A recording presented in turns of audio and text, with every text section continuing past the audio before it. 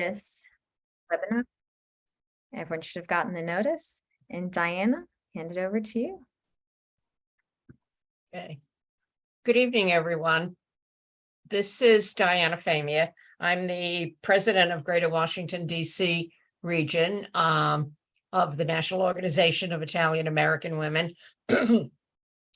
This evening, we have a really interesting program. Maria Larsen is our guest speaker, and we will have Julia Bellotti as our moderator. But before that, I just wanted to mention that we have a new program that'll be coming out for October 22nd. It's a kind of a dedication to the Italian Heritage Month, and one of our former wise women will be the guest speaker. She's doing a tour of the masters, the Italian masters at National Gallery for us. So I think you got the announcements this afternoon, or you'll have them by tomorrow. And so this is just a reminder to look at your emails. And we also, just a reminder from the membership committee, Gemma Puglisi has said to me, just remind people that they have to pay their dues. So I am doing her a favor here. And I hope all of you, if you're up for renewal or you are just joining or whatever, will do that. And now I'd like to introduce Julia. Julia Bellotti has been with us since she was a college student at American University. And she even was she got our cultural exchange time in Italy. So that was when we sent about 10 young women, college women, to Italy, and then they used to send a group here. Julia has been a very important part of our group. She's been on the council and the NOIAW council, and that has been really great. She does have a job besides NOIAW, and she is she's a government contractor in DC, and she helps people from different agencies and organizations share information with each other. She's a director of training and outreach at Tesla government, and that has nothing to do with the cars. So anyway, I'd like to present Julia to carry on the program for the rest of the evening. Thank you, Diana. So welcome, everyone. I know we have people from all sorts of different NOIAW regions. So although this event is hosted by the DC region, we definitely want to welcome you. Your featured mentor this evening is Maria Ingoglia Larsen, founder and managing partner of Lumenis Partners, which is the boutique executive coaching and executive search firm.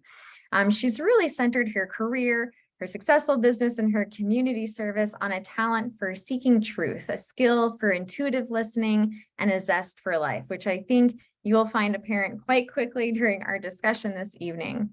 And so while her client base is primarily executives, Maria is always delighted to work with young professionals like myself and to guide them to rediscover and to fully appreciate their own innate gifts and passions. She holds a bachelor's degree from Trinity University in DC, as well as a certificate in organizational leadership and not-for-profit management from Harvard University. Additionally, she also holds a postgraduate certification in leadership coaching from Georgetown University and is credentialed by the International Coaching Federation. So without further ado, Maria, welcome, and thank you so much for taking the time this Tuesday evening to engage with the NOIAW community.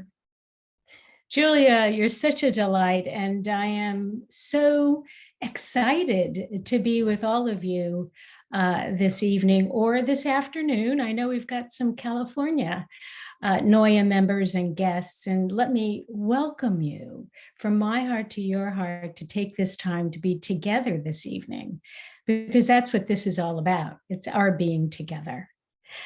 And I was sort of chuckling. I have a tendency to crack up at the weirdest things. And when Julia was introducing me, she said, oh, Anna Maria has this thing about unraveling truth. Well, let me be honest with you. That gets me in a lot of trouble.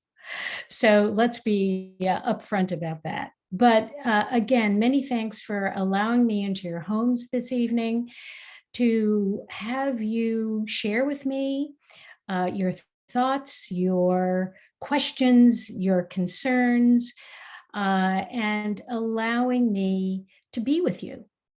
I'm actually kind of disappointed. I'm looking at my screen. I see myself and I see Julia and some other, but I don't get to see you. So in my mind's eye, I am imagining smiles. I'm imagining people in fuzzy slippers and at home relaxing. And that's what I'm really hoping. I want to set the stage, if I might, as we enter into what this is actually going to be, a conversation, one-on-one and with the group. I want to start with kind of a left brain approach.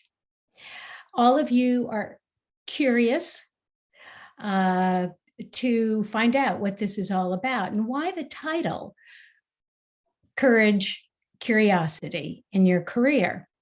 Because we are living through such changing times, but quite frankly, it was happening well before COVID. And the human element, the human presence, the bringing the whole self, you're seeing it studied throughout the business literature. You'll see constant articles on career development, but a focus more and more on these issues of presence, on these issues of what they call soft skills. So with that, I have a wonderful article that I'm going to just share with you, the 10 most in-demand skills for the next 10 years. And this came out of Forbes magazine, but they're all the same, basically. So, want to make yourself indispensable to future employers? Well, I'm not so sure that's the best question to ask because many of you are going to be employers. So this is generally for anybody in terms of the work world. And let me be so bold as to say your life. So it's from 1 to 10. And the least important start with 1. So the first 2, which will be no surprise to any of you, is digital literacy and data literacy. As we begin to move forward on more important, take note, critical thinking. What I think when I think of critical thinking, I like to put it into simple language. That's objectivity. We've all heard about emotional intelligence. The bottom line, emotional intelligence is empathy. Creativity. What's creativity? I know when we think of creativity, many times we think of the arts or music or dance. We don't think of creativity in the business sense. All it is imagining beyond the status quo. That's number 5.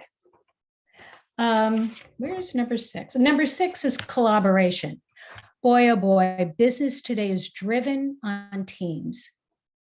Another human element, collaboration. Number 7, flexibility. What's flexibility? It's change. Flexibility is change. Are we able to change? And then the catch-all, number 8, is leadership skills. You can, have the 10 top leadership skills. You can have, all kinds of definitions or points. The bottom line is that a good leader brings out the best in people, not in skills, but in people. Time management. Oh my goodness, priority. Prioritize, prioritize, prioritize. Watch where you're putting your time. But the most important, if you do nothing else, is curiosity and continuous learning. I'm going to read one sentence. Whatever your age or industry, adopting a mindset of continuous learning is critical to thriving in tomorrow's workplace. So what are we talking about here? We're not talking about getting a CPA. We're not talking about getting a master's degree in business. We're not talking about hard skills. We're talking about soft skills. And what's a soft skill? It's not even a skill. It's an unveiling of our humanity. And that's what we're going to be talking about. How do we stay in touch with who we are? How do we bring it to the forefront in this conversation? So before we get into the questions, I'm going to turn this over to Julia. We're curious as to the years of experience in the audience, so that when I'm responding to a question, I can be aware of the different spaces that you might be in your experience. So with that, Julia, would you kindly run the poll? I've just launched it. You should see it all pop up. It's very easy. It's one question. Kept it very simple. And thank you to those who did respond ahead of time to our 3 questions. But we did want to do this quick poll to make sure that we captured everyone and could accurately, engage with all of you. So I think we're waiting on at least one more.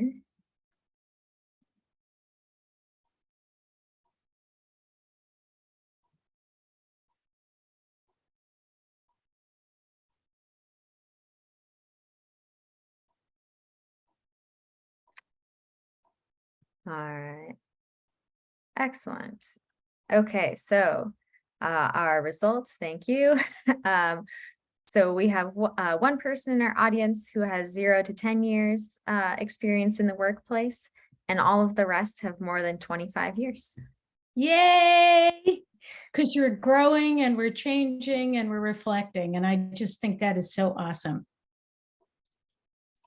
Great. All right, so for this next portion, we're honestly going to start opening up to Q&A. I know I have questions that I want to ask Ana Maria, but this is really intended to be a discussion for the vast majority of this event. So this is your opportunity to ask questions. You can use that Q&A feature that we have at the bottom of your screen. You should be able to submit a question. You have the option of submitting it anonymously if you want, or you can submit under your name. If you do submit under your name, I will allow you to talk so you and Ana Maria can actually have a discussion. But while you all start thinking of those, I'll launch with my own, just to maybe get a baseline. Ana Maria, how often do people change careers? I feel like it's becoming more common now, but that is purely anecdotal. Is it actually? Are we seeing that? What's the scope there? Well, certainly the trends in recent years have demonstrated what they predicted at the turn of this century, 20 years ago, that people really ought to plan on 4, 5, and more careers. And I would say to you that when I speak with young people in particular today, their degrees are remarkable. They are integrating the sciences with philosophy, English, literature, history, computer science, and they're coming out with multiple degrees. That's not what happened when I went to school. So they are really exposed to a liberal arts, a more expansive technical world, and the draw to doing many things is very, very common. The other thing is that when I think of the people that I've coached over the years, my own life. There's no such thing as a straight path. Every experience that we have is learning. And somewhere along the line, it comes into play. Because as we move forward in experience, which is the best way of gaining knowledge, we add depth to who we are, and we add wisdom and experience to the role that we play in business, academics, or whatever we're called to do. So how many, I can't tell you, but it was kind of interesting this morning. I was thinking about where I've been in my jobs to where I am today. And I would say to you that, starting with high school and part-time jobs and internships, and I raised 3 kids. I was a stay-at-home mom, came back into the workforce. I probably did close to 10 things. And what we don't do, by the way, as women, we don't count our volunteer work. That's nuts, because we learn so much in our volunteer work, and we add so much to to our society in that way. So that's also part of our development. Julia, did I answer your question? You did. You did. Okay. But you sparked another one. Okay. So, and you discussed this, that young people, tend to have a wide variety of options and degrees that incorporate so many different industries. How does one decide what direction to go into? There, I think, many different careers that someone could have and be very good and succeed at all of them. But how does someone just figure out, I guess, what to do next, or what direction they want to go into? My New York reaction right away is you don't figure it out. And what do I mean by that? There are a number of cases where people just know from the moment they're born that they're going to be a teacher or a doctor or a lawyer or a missionary. And that's so awesome. But, even at my age, I finally figured out what I want to be when I grow up. But I kept asking myself over all these years and all the different things that I did, what am I doing? What's my career? So I have a lot of learning around that. And I don't want to skirt your question, but I would say to you that in the development stage, as you are looking at opportunities and you want to follow a path of one particular area, you go for it. And other opportunities may come up.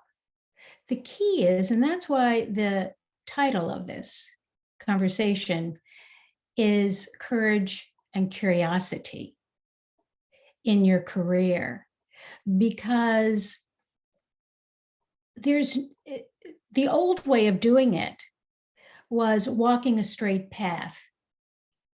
And even though you may not have found fulfillment in that role, you kept going because you got your medical degree, or you got your law degree, or you got your MBA. One thing to understand is that your education is not you. Your title is not you. It's just information and experience that you've accrued. And you can begin through this honest internal conversation about, okay, what is it that I most enjoy? Now, I'm not talking about not the considerations of financial obligations and responsibilities, but there is always a way to figure out how you can do what you love to do. Many times it can be incorporated just by staying steady and asking yourself, what else? What would it be like if I did this? These are these internal questions, a conversation with yourself, as you might have with a best friend. So I hope that was slightly helpful. So kind of, I think thinking along those lines, the kind of balance of achievement and fulfillment. And I think sometimes there are external pressures that really push the achievement side, whether that is a specific degree or a certification or a particular career.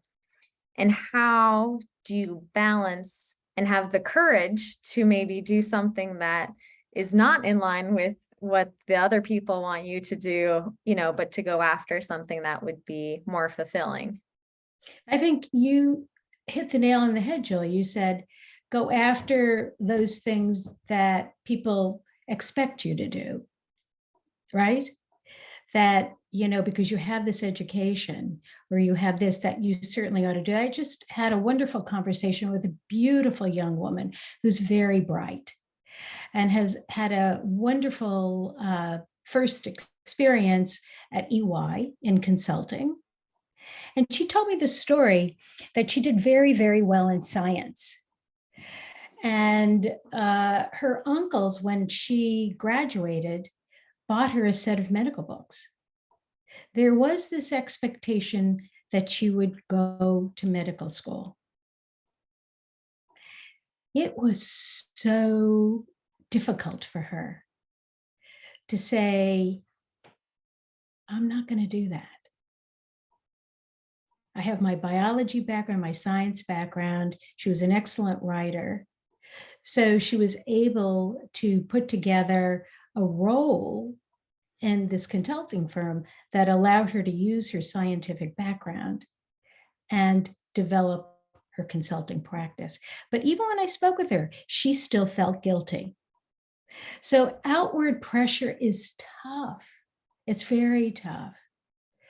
But we have to begin to take a look at who we are and who we are called to be. And we're going to ruffle feathers. But, we're all called to some gifts and some experiences that if we squelch them, we're not, to your point, Julia, feeling fulfilled. And I would say this balance of fulfillment, achievement, it's fulfillment first. Achievement follows fulfillment. Thank you. You're welcome. And then kind of another question, since I know our audience, we have a wide range of people here. For those that want to re-enter the workforce like you did after taking the time to be a stay-at-home mom and developing a whole other set of skills, what are the questions or things that they should be thinking of to do that? Yeah, I got to tell you, it was very tough. I was 37 and I had to go back into the workforce because my husband had a startup company. And quite frankly, I had to help keep a roof over our head. So what do you do with somebody who's in her late 30s? And at the time, the normal thing was, well, IBM wasn't going to hire me. Cisco wasn't going to hire me. What is it that I could bring out of myself that I could be trained in and learn and experience that I could quickly provide income for my family? Now, you have to remember, I got married right out of college. And I had children right away. I had 3 children before our 5th wedding anniversary. So what I did in those ensuing years, and I'm talking to those of you who are thinking about re-emerging into a a role outside of the home, don't forget to review the gifts and the talents that you grew in raising your family, in leadership, in not-for-profit ways, school activities, PTA, soccer, whatever it is, whatever not-for-profit you served in, all of that made you who you are, has given you wisdom and has given you experience. So I'm going to backtrack to my story. So I didn't know where to start, to be honest. I figured some small business might hire me and do some training. And through a conversation with a few people, including my husband, he said, you know, you're a natural with people. You're just a natural. You ought to go into recruiting. So I was very fortunate that a small contingency search firm hired me and trained me. And my dear sisters, I was scared, you know what? Every day I was filled with fear. I didn't know how to put makeup on anymore. I had to get dressed. I had to take care of 3 kids because we couldn't afford a babysitter and start making money right away. But that was the beginning of my learning. That was the beginning of knowing that I could rely on the years of experience that I brought to this job and my innate ability to be present to individuals. I discovered my innate curiosity because I could rely on nobody outside of myself except myself. So that uncovering and where I am today and the work that I do today all stems from that emergence. So let me just share, be who you are, bring forward what you love to do, people skills, math skills, accounting, whatever it is, and describe a situation, all the elements, what's most important to you. Make an exhaustive list. I don't care if it's being a clown on a cruise ship, whatever comes to your mind.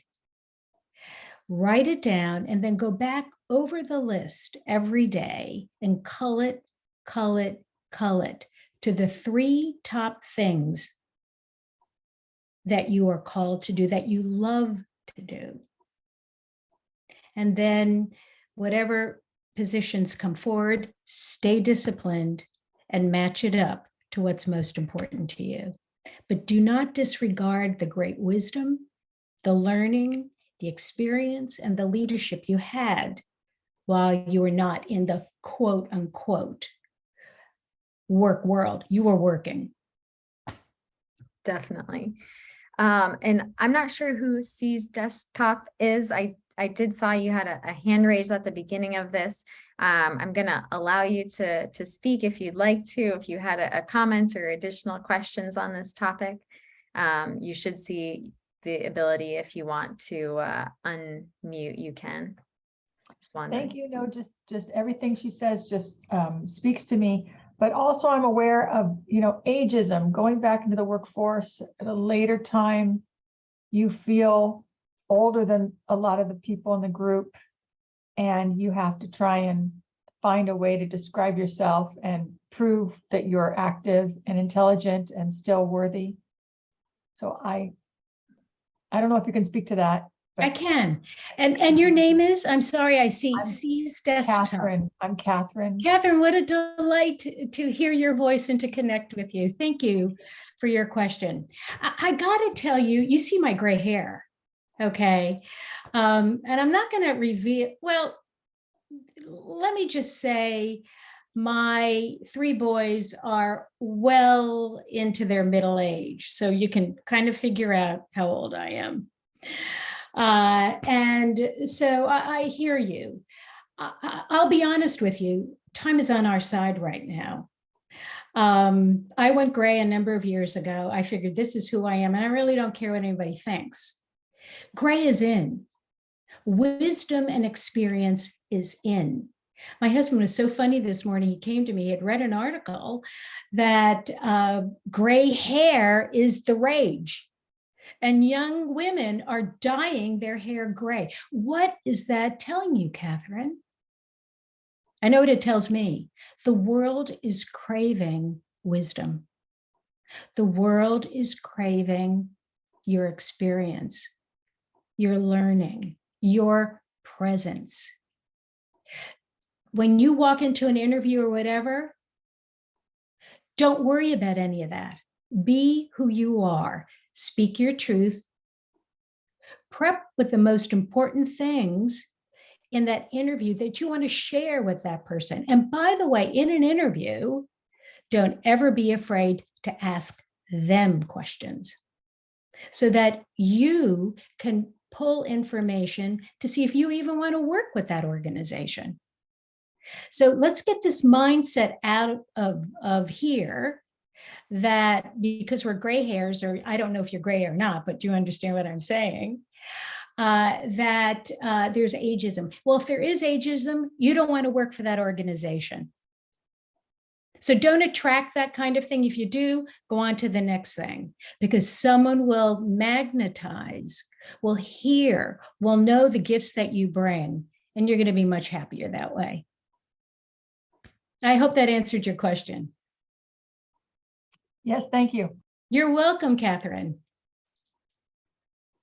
Yeah, no, I'll add just a quick note. My mother went back into the working world after raising us for, I don't know, I guess 20 odd years between all three, me and my siblings. And she did end up getting let go from a company that then immediately hired someone about 15 years younger than her. And she is now at a company that absolutely loves her and, you know, really values the skills that she's made. And my mom has somehow gone from culinary school to now working for a very large tech firm. And I don't know, I see a lot of that, finding the right, you know, it's not just who wants to hire you, but also who do you want to work for too. So that is, that's so beautiful. Tell your mother I love her. Also, I think this goes back to those 10 items that I mentioned to you. Don't let these sorts of situations drag you down when you're fired or let go and someone younger is hired. I mean, you can feel sorry for yourself. It's hard. I mean, and it smacks you right in the heart and right across the face that all that sacrifice, and women work really hard. There's no doubt about it. It's been proven. It's all these, you know, studies show that if you hire a woman, that she's going to get the job done more efficiently and more quickly than her counterpart, especially those women that come on board part-time. So, but the key here is allow yourself some grieving, but always look for the gift once you've gotten past the sting, because we're human, as the opportunity to step into something better. Life deals us challenges, disappointments, and great opportunities. It's up to us to discover the gift of whatever challenge we've had. And if we can do that, and we go towards a mindset of flexibility, change, that will bring it much more quickly. And my next question here, so Anna Maria and I have chatted a bunch about this topic, as you all probably have guessed. So this next question is purposefully worded this way because I want others to benefit from the wisdom here. But similar in, you know, kind of speaking about advocating for yourself and going after what you want to, what tips do you have for someone that might see that they are getting passed over for promotions and wanting to, explore other avenues within their company or wanting to advance to that next level.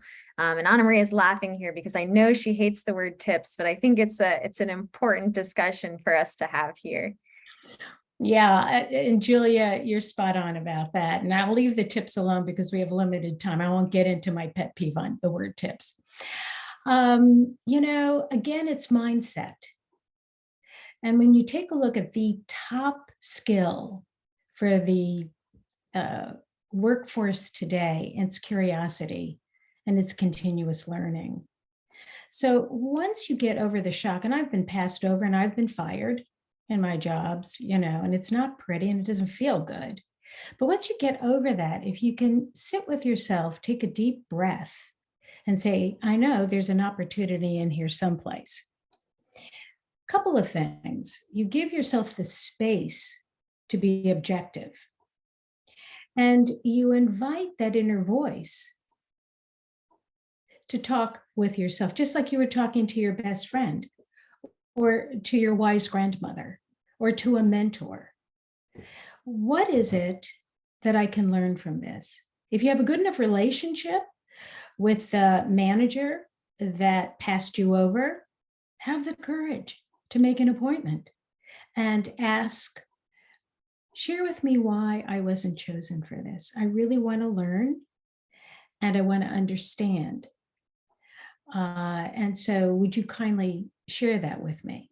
Now, if you don't have that kind of relationship with your manager or supervisor, there might be some colleagues that you can ask, what is it? So that's from a very quick point of view. If you want to stay with that company, if you love the products of that company, if you love the mission of that company, and you see great opportunity. I can't tell you how many executives I have coached that got passed over at the highest level. And they had the courage to sit down, take a deep breath, and begin to take a look at themselves objectively. And they learned quite a bit. And they worked with their supervisor, their boss. They talked with others in the company, and they got really focused on this curiosity. They got focused on relationship building. They got focused on managing individuals so that they could bring those individuals up to their greatest potential. When they then either left and took another job at a higher position or stayed in the company, if you were to talk to them, they would tell you that was the best experience they could have had. They got back into themselves. They got back into their core purpose. They got back into being human again, rather than out in the stress, the pushing, the narrowness, the inflexibility, which caused, in their case, being overlooked for a job. Because leadership today is not necessarily the numbers. It's not the technical background you have. It's your ability to bring out the best in people. That's 80% of your job as a senior executive, relationship building. And women have a natural inclination towards that. Do not stifle that. That's wonderful. Thank you. This is, I think, a question for those that, well, honestly, for anyone. How do you fail safely, especially when there are financial considerations, wanting to leave a job or maybe try something else that may or may not work out? How do you do that in a safe manner, especially for those of us that are a little more risk averse? Well, that's a beautiful question, Julia. Thank you. I like the way you put that, fail safely. That is, let's hold on to that. How do Fail you with a cushion, Yeah, yeah. And the cushion might get awfully thin. But the point is, this conversation is not about not being prudent. But this conversation is about being realistic. And what can you give up to be able to achieve what you want? I mean, you can read books on dozens of people, men and women, that wanted to go in an entirely different direction. Maybe they were in technology, and you'll find many technologists are incredibly talented in music. And so when you have this yearning and this longing, what do? You have a family, you got a mortgage, you've got responsibilities. So you begin to take a look at the practical things, your budget. What is it that you can do without? What are you willing to give up to get? Can you get a part-time job in that area without neglecting your family in the area that you want to move into? Can you volunteer? Should you just make it a hobby? These are very individualized decisions. But the point is to take a deep breath, acknowledge that you have a yearning to do something different. And the best thing to do is play with it in your mind. Here's a question. What would it be like if I did this? Okay, so you have that mission or that end goal, that end vision, and then work your way backwards on how you might get there. And get really deep into the prudent piece. I've sat with a lot of executives who didn't think that they could live off of less than what they were making. But when I took a look at their budget, I said, can you do this? Do you really need that? Is this, can you pay this off? And they go, well, yeah, I guess I don't need that. I can live on a third of what I make. All of a sudden, that's incredibly freeing. So, just don't tell yourself no. That's what this conversation's about. This is about courage to say, let me consider this. Let me take a look at this. And curiosity, what would it be like? Another phrase, when we were talking earlier, you used this phrase, tiptoe into passion, which I think speaks to the curiosity portion. What do you mean by that? How does one do that? Should one do that? Or should we, I don't know, launch ourselves immediately? Well, we're human. And I know that if we've been doing something for a while, or we have a degree in it, it's scary to think about doing anything else. This little voice starts saying to you, you can't do that. You have a degree in this, or you've been doing this, you're going to throw away all this sort of thing. Okay.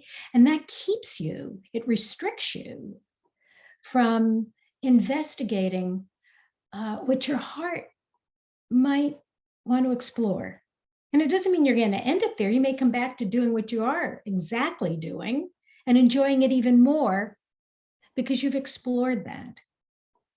So for those of us that are, like, oh my gosh, I can't think that way. I better not think that way. I would say to you that when you squash that you're closing down a little bit of your heart and your soul and your calling and your gifts and your talents. Okay, let's talk about tiptoe into passion. You don't have to quit your job and jump off a cliff, right? This tiptoe is, what can I do in this moment? What can I do that's practical, that'll give me a little taste of this? So, maybe you volunteer in an area. Maybe you take a class. Maybe you travel someplace to investigate it.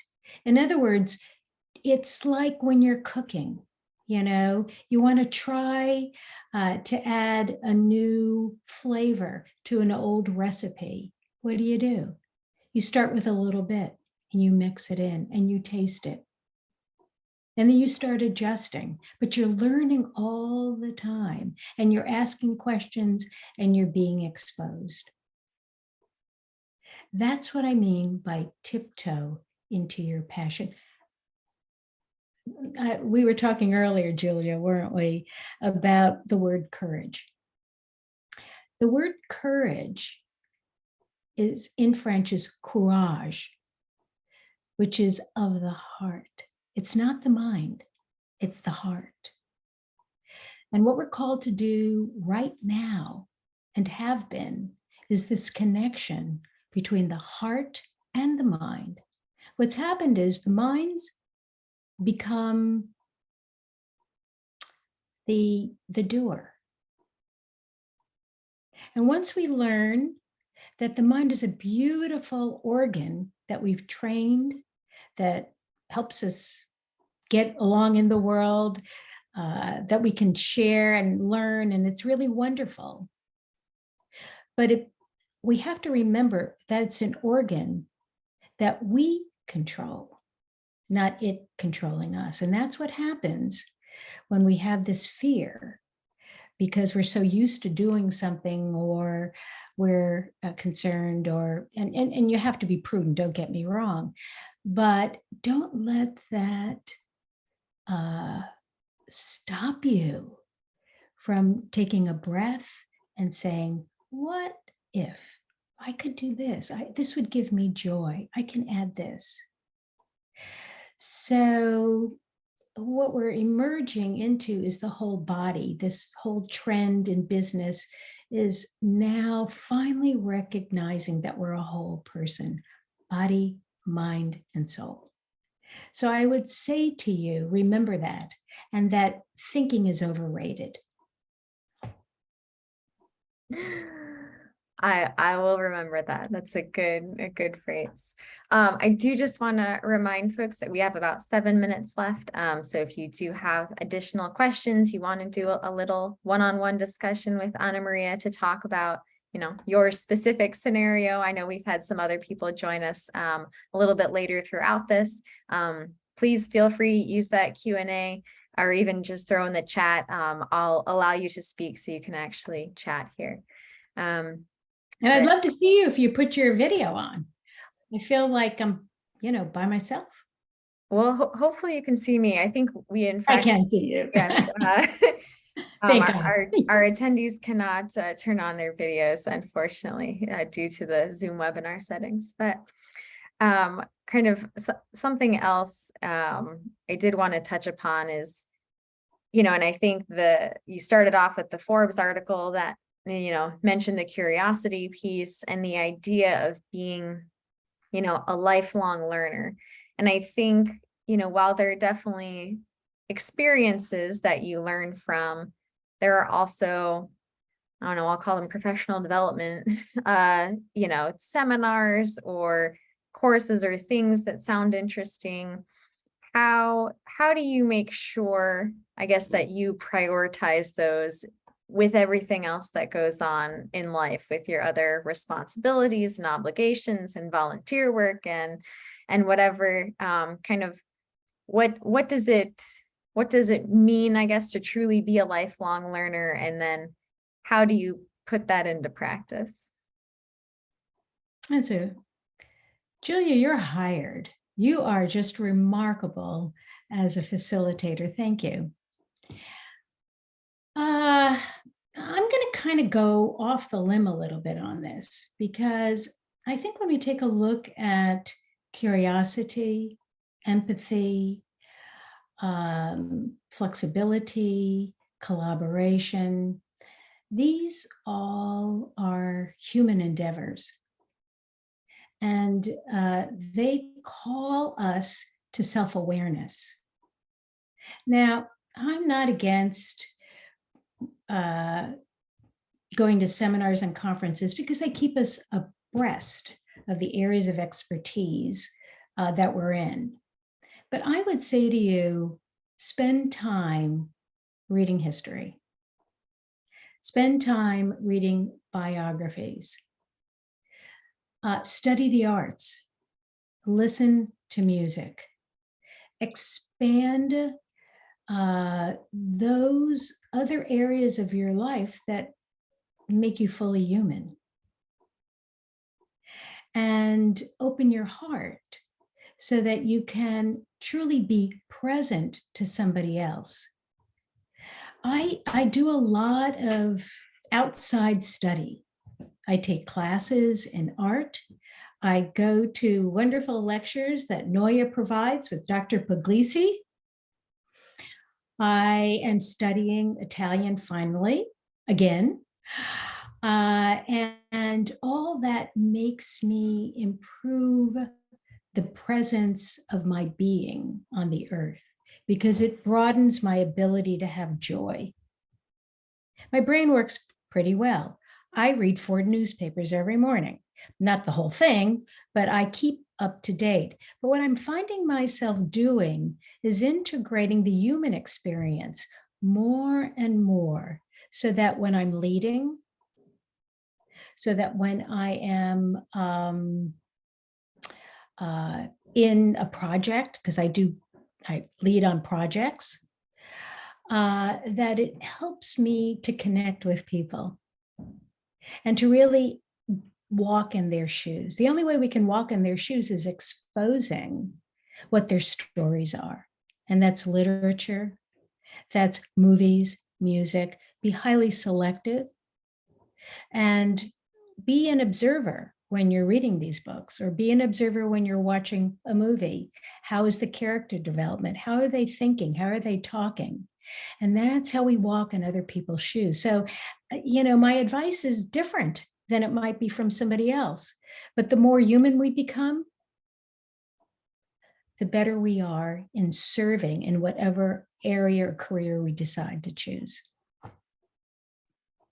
Well, thank you. That was lovely. That was a little different than what I was expecting, I will say. So Yeah.